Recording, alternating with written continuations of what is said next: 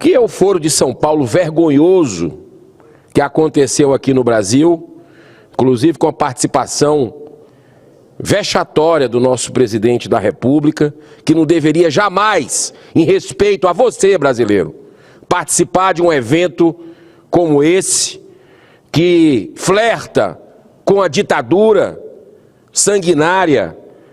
O estado do senador Messias, Roraima, sabe bem disso, quem é dessa terra, a quantidade enorme, milhares todos os dias, de irmãs e irmãos venezuelanos que atravessam a fronteira desesperado com a roupa do corpo, deixa tudo no seu país, tudo que construiu, trabalhou para conseguir conquistar, fugindo da fome e da perseguição de um governo como aquele do Maduro, que humilha a oposição, que simplesmente comete todo tipo de abuso, inclusive sexual, denunciado em cortes internacionais, em organismos, e que tem tocado terror naquele país num projeto de poder pelo poder.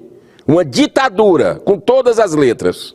E que o Brasil, como se não bastasse receber esse ditador com honra de Estado aqui nessa nação pacífica, ordeira, respeitosa, de um povo trabalhador, ainda se submete a fazer um foro de projetos dessa turma aí para a América Latina. É mole um negócio desse?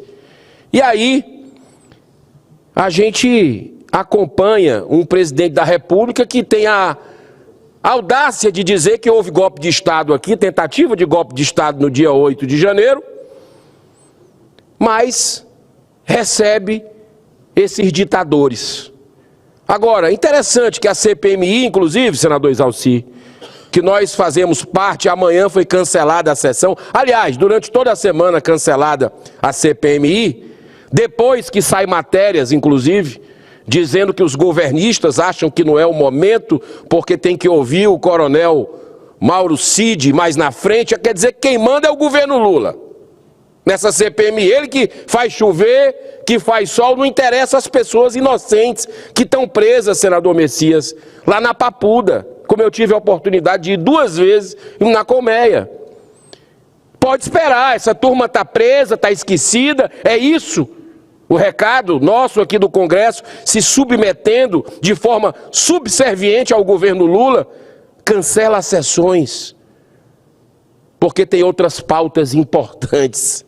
Como se a CPMI descobrir a verdade sobre o que aconteceu naquele fatídico dia não fosse importante. Ok, governo Lula, todo mundo já entendeu que sequestrou um instrumento típico, histórico da oposição, da minoria. Todo mundo já entendeu isso. Encheu de governista lá dentro para blindar poderoso.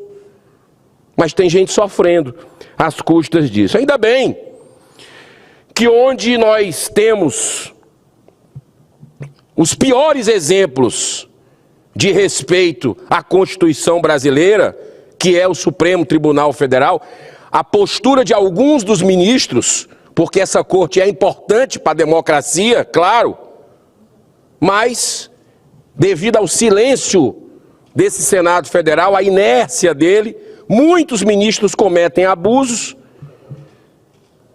Nós temos uma voz, olha que interessante, no meio desse caos, vem a declaração de um ministro dizendo que aquela frase do Lula durante o Foro de São Paulo, de democracia relativa, democracia nas vésperas ali do foro, que o Brasil, a democracia é um conceito relativo. Aí vem um ministro do Supremo e corretamente diz, ó, que democracia relativa o quê? Não existe esse conceito. Então, de onde menos se espera, a gente vê alguma voz que pode ecoar nesse momento e jogar luz nessa sombra que vive o nosso país, de caçada a conservadores, onde, nos tribunais superiores, a gente vê, senhor presidente, se marcar dia 22 o julgamento do ex-presidente da República. Vocês acham que isso é coincidência? Lembra daquela multa de 22 milhões de reais?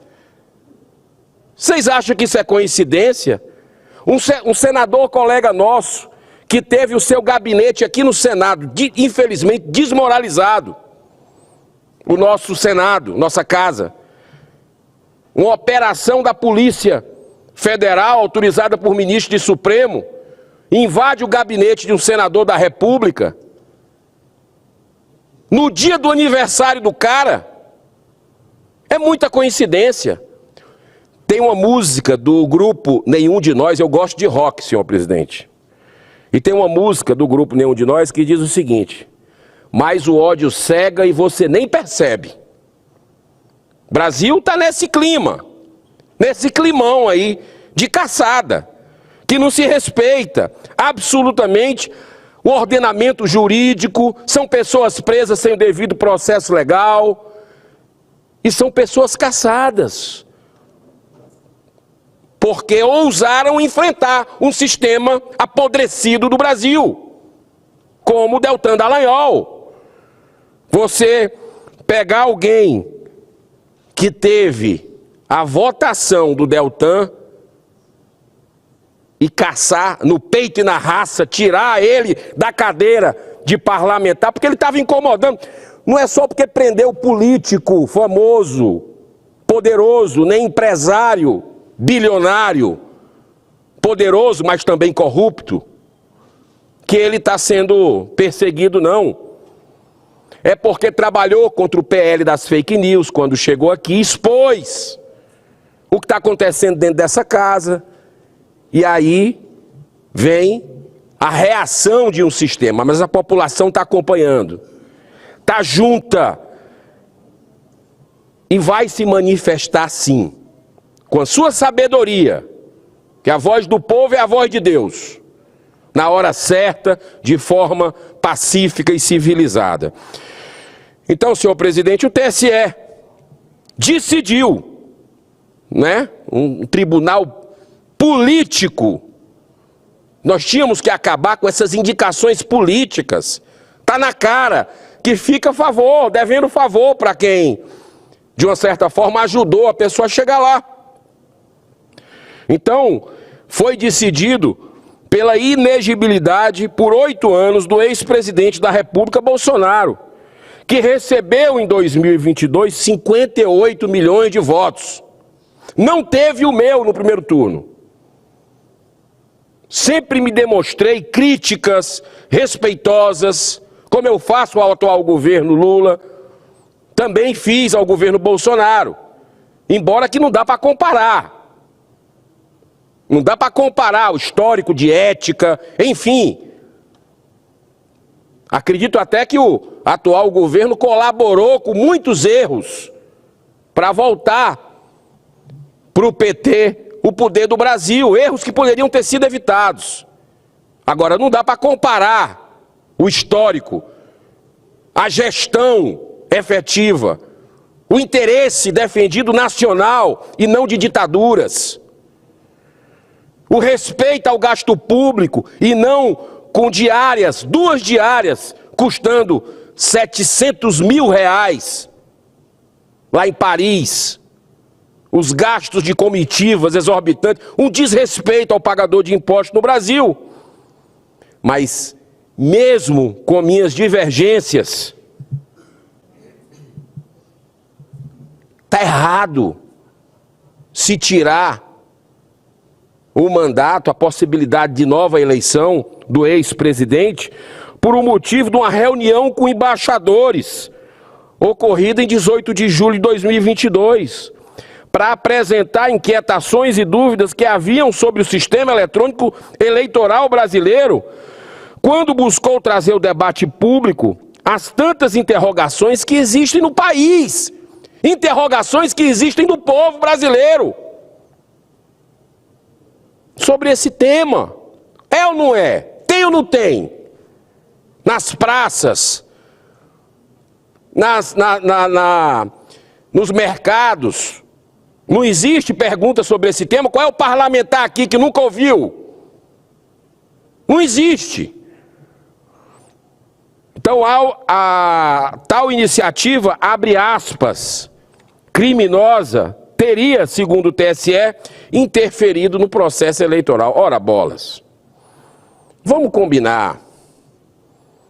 Que assunto é proibido dentro de democracia? A não ser que não seja democracia. Eu já tenho esse meu conceito, já falei dessa tribuna que o Brasil não vive em democracia hoje. Nós estamos num sistema autocrata, nós estamos numa pseudo-democracia. E aí a Dilma pode. Na época da Dilma, recebeu, pediu apoio a embaixadores. São os 2 pesos e 2 medidas. O ministro Flávio Dino fez tweets aí, vários tomaram conta hoje da rede social, falando, criticando o sistema eleitoral. Mas, por um lado, pode tudo. Para o outro, nada. Punição completa. O motivo real não é esse, senhor presidente. O comportamento da justiça eleitoral nos últimos anos tem sido a intimidação a todos que ousam fazer qualquer questionamento em relação ao sistema. Lembremos o caso do deputado Francisquini, deputado estadual mais bem votado do Paraná, 425 mil votos. Esse foi antes do Deltan, tá? Que em 2021 teve o seu mandato cassado e tornado inelegível por 8 anos. Qual crime? Uma live nas redes sociais em que faz denúncias sobre a vulnerabilidade à fraude das urnas eletrônicas sem o voto impresso. Ele fez uma live faltando 10, 15 minutos para encerrar a eleição. Quer dizer, já tinha todo mundo votado. Não tinha nem como influenciar. Tira o cara com 425 mil votos. Ousou criticar o sistema, vai ter troco. É isso a democracia do nosso Brasil. Caso mais grave ainda foi o julgamento do TSE, que cassou o mandato do Deltan Dallagnol, um dos mais bem votados do Brasil, com 344 mil votos.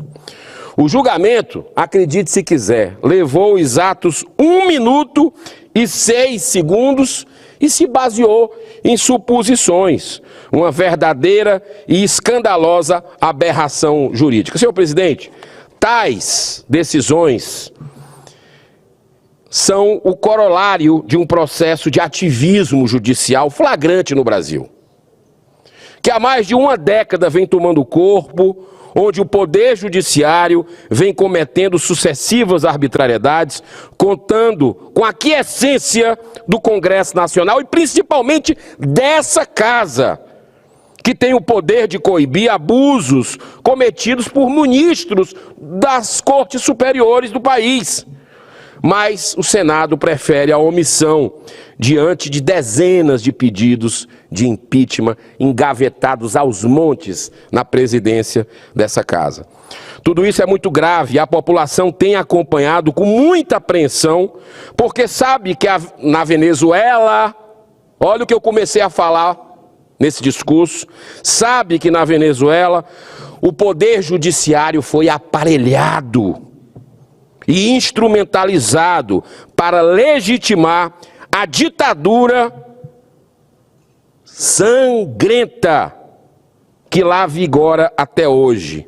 Enquanto aqui, o presidente Lula tenta proteger e defender o ditador Nicolás Maduro, dizendo que é muita narrativa sobre o que acontece lá. Tá de brincadeira. Tá de brincadeira com o cidadão de bem do Brasil.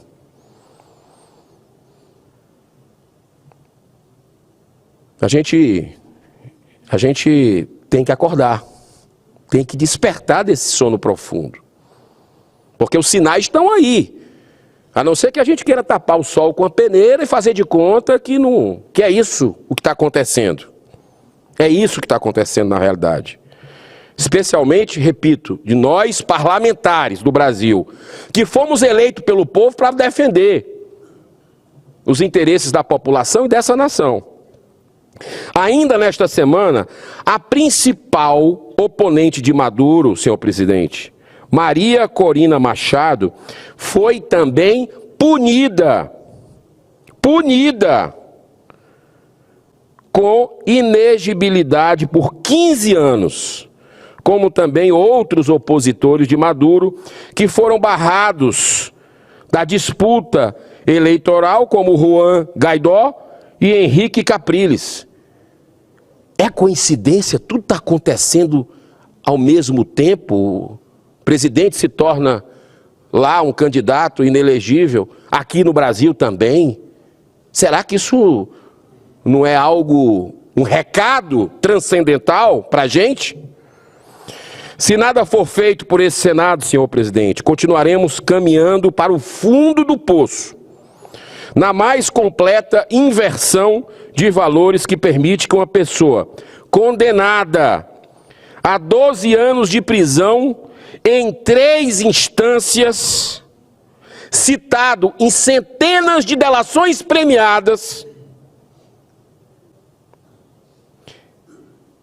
que liderou o maior esquema de corrupção da história do Brasil, com desvio de mais de 100 B de bola e de índio, 100 bilhões de reais roubados do povo brasileiro, venha a ocupar a presidência da República, o cargo máximo dessa nação.